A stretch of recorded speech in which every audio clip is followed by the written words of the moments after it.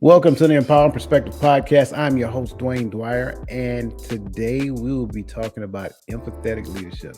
Listen, I have a very good friend of mine that's with me today. I am so excited for you to hear this young man talk because he is a wealth of knowledge.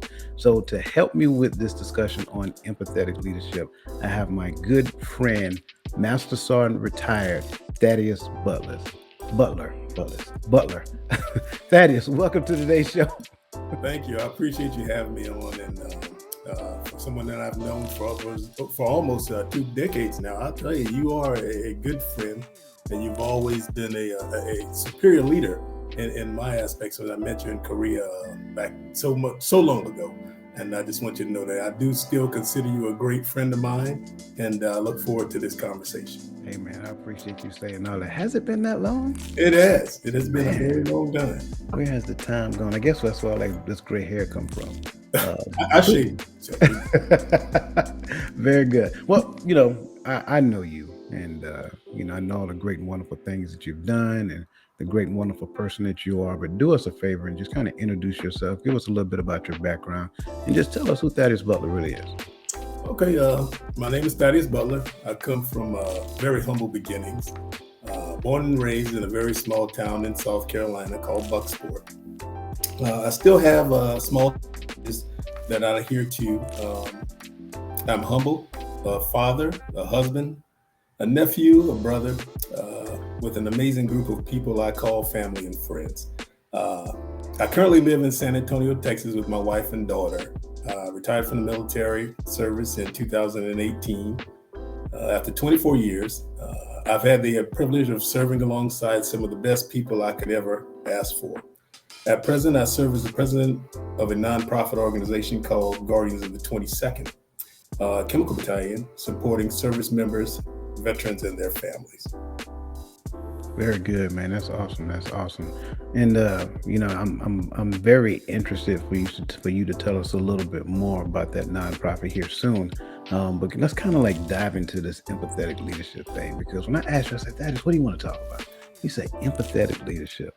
Tell what brought us to that point. Like, why do you feel that empathetic leadership is like really one of those things that we should discuss and have a better understanding of? Well, I'll tell you, from a very young age, my journey was one of moral education, how to treat others and with dignity and respect. And I had the privilege of sitting in the learning tree of my mother and my grandmother, who taught me that we should treat each other, regardless of their station or assignment, with dignity and respect. That's just the way how I was raised. And throughout the years, it's just what I've based myself upon, even in not only at work, but also in life in general. Empathetic leadership doesn't just stop, after you clock out.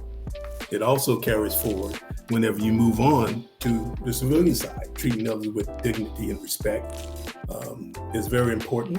And I think that a lot of leaders need to adapt that in order to, improve processes as well as, empower to do well.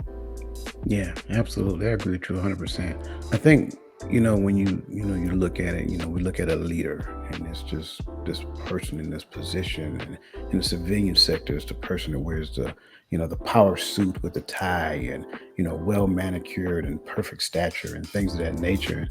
And, you're pretty much a very solid representative of the organization. In the military, it's, commanding officer or high ranking non-commissioned officer and very tapered uniform and 10 and 2 and kind of like the model person that you think would be in charge of the organization. And then like in your mind, like, yeah, I want to follow that guy, I want to follow this young lady because they're going places and I like their vision, I like the way they talk.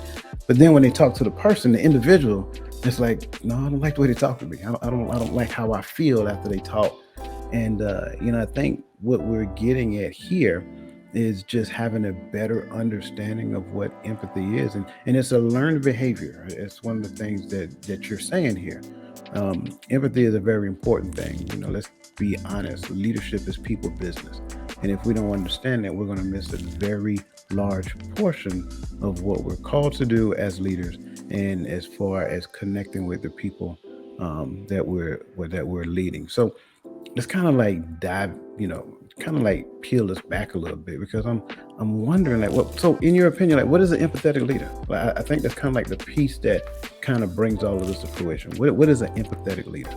An empathetic leader to me is a leader that not only thinks about the outcome of a specified task, but one that takes into account those around them that are carrying out that said task. Uh, People have challenges in their everyday life that can shape the outcome of a process, and an empathetic leader can influence that outcome. I think Oprah Winfrey said it best when she said, leadership is about empathy. It's about having the ability to relate to and connect with people for the purpose of inspiring and empowering them. Hmm, I like that. I like that. And it wasn't just relate to them for the sake of like just blind haphazard connection. It's relating with a purpose.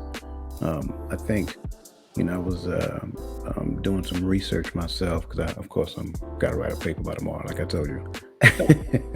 And one of the things that we, talked about in the human services industry is that, we as, human services professionals, we have to be able to relate to the people that we serve, but not just relate. You need to be able to listen to their story and put yourself in their shoes. And I Absolutely. think that's kind of like that bridge that we're looking for. If I have not attempted to listen to the heart of the person, put myself in their shoes just to understand what it is that they're going through, then it's very hard for me to have the necessary level of empathy with them. And I think sometimes what we tend to do as people, we don't listen at the depth that is necessary to gain that understanding. Sure, we hear the words, right? And we can hear the words that the person is saying, and words mean things. I got it. And yeah, we can intellectually conceptualize what they're saying, but that's not what we're talking about. We're talking about listening to the heart of the person, hear the That's emotions behind the word. And I absolutely. think that quote that you gave just now about Oprah Winfrey was probably a great example of that. Because if we can listen at the level of the person's pain, put ourselves in that person's shoes, and I would share with you one of the examples that one of my professors gave one time, is that she was like, consider you trying to help a rape victim and listening to their story and trying to put yourself in their shoes. And for me, I can't relate. I can't relate, you know. But the point that she was trying to get at there is that's how difficult it is. And so for a leader, you have to constantly and consistently practice at it. So Yes. every person you talk to, you have to listen empathetically, even if they're talking about their drive to work. Make the effort to listen at the level of their emotions so you can hear wholeheartedly what they're saying. And I think you would get to that point that you're talking about. Absolutely. Absolutely. Yeah, I love it. I love it, man. I appreciate this, because I think this is really good. And I tell you what, I would have benefited greatly as a young buck sergeant for somebody to teach me about empathetic leadership, because I didn't have it. Well, I'll also tell you this, and like you said, it's a learned behavior, and it also stems from the leadership style that we were used to, that we Mhm. were ingratiated with when we came into the service. Yeah. Because I'll tell you right now, it's so funny that we're talking about this, because this morning I was going through some Facebook uh, updates, and my old drill sergeant was on there, and they posted a picture of the whole drill sergeant class and everything. And I was looking for this guy for the longest time. Yeah. And this morning, I actually got in contact with him. His name was Drill Sergeant Hicks, and Okay. he had to have been one of the best drill sergeants I've had the privilege of being under. Yeah. Um, because he was one of my first people that actually introduced empathetic leadership to me, and I had no idea. I was totally oblivious that was happening until many years later, when I actually looked at the situation.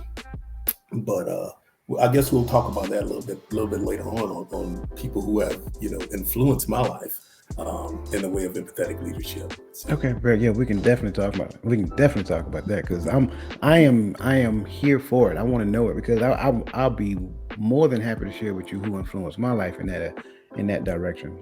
Because I needed it. I definitely needed it, and you're 100% correct. Like, based upon the leadership that we've seen coming through, and remember, I'm artillery. So based upon the leadership that You know what I'm Absolutely. saying? that's Absolutely. that's how I was raised, with the knife hand and barking Yeah. orders and things of that nature. And I had to grow out of that. I had to grow out of that. So, we talked about it being a learned behavior, and we kind of talked about the difficulties, if you will, how difficult it can be to do it given the scenario or the situation that I gave. So what do you think can be some of the challenges that leaders face when it comes down to displaying the necessary levels of empathy? Well, I think that you pretty much you touched on a few of them, and like you said with your professor and the rape victim, I mean, you've never had to deal with anything like that, so you couldn't possibly put yourself in their shoes. Um, and also with it being a learned behavior, that's some of the challenges that empathetic leaders can face, or those that are trying to be empathetic can face, because they've never been, put in those situations. Yeah. So they go with what they know, they go with what they learn. But however, peeling it back a little bit, we are more than the suits that we wear. We're more than the positions that we hold. We're all built identical. I mean, you have males, females, but we're all built. We all bleed the same, and everything like that. We're all skin and bones. So a lot of the challenges that empathetic leaders can face being empathetic is the fact that they don't know how. They don't know. They haven't been taught. It's a learned behavior. Yeah. Like I said, I was lucky enough to sit under the tutelage of my mother and grandmother, teaching me about people, regardless of their station and whatnot, or their rank or anything, position, that impacts the ability to be empathetic. Yeah, yeah, absolutely, absolutely. One of the things I've also learned is that, we are, I hate to say it, in most cases, until we mature out of it, we're pretty much selfish by nature.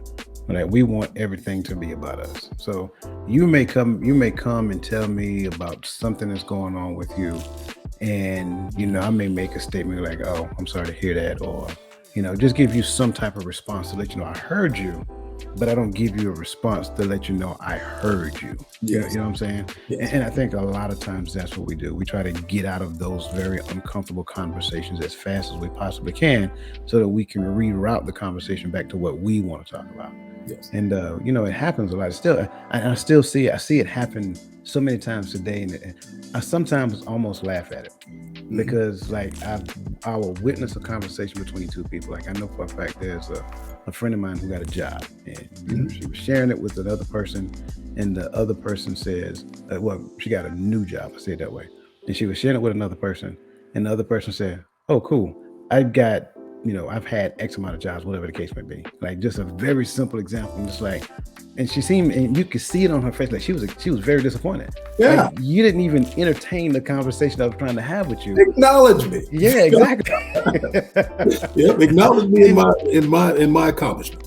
and in our quest to continue to increase in our ability to be humble, you don't want to like say that. You know what I'm saying? You don't want to say like, well, you're not going to congratulate me. You feel Yeah. like I shouldn't have to say that. And so you be like, okay, Mhm. very nice. It's just frustrating, because sometimes you can hear it in the conversations that we have. Like, some people don't necessarily listen closely to what the other person is saying and respond to what they're saying, which is key. So, number one, before we even get to the whole ability to, be an empathetic listener or empathetic leader, we got to learn to be an empathetic listener, Yes. right? And so, listening to another person empathetically would be a great gateway to being able to put yourself in that person's shoes. Like, Absolutely. I gave the example about the rape victim that came from my professor. And I think it was a perfect example, very great example. But then one of the things she came back with, she said, "Well, here's the other part. You got to be imaginative." Like, case in point, you a man of God, things of that nature. Have we ever sat and just imagined what it was, kind of like what it was like for Christ during his, crucifixion? Have we ever just imagined yourself being in his shoes? Yes. That's kind of like what empathetic leadership is all about. You imagine yourself being in the shoes of your subordinates, some of the frustrations and pains and agonies that they go throughout their current day, being prior military. We've been on deployments, things of that nature. Yes. We've experienced it. So when a person say, "Man, I've been deployed," we're like, "Oh, I understand." Yeah. Absolutely. We can relate. We can put ourselves in their shoes. Yeah, absolutely, absolutely.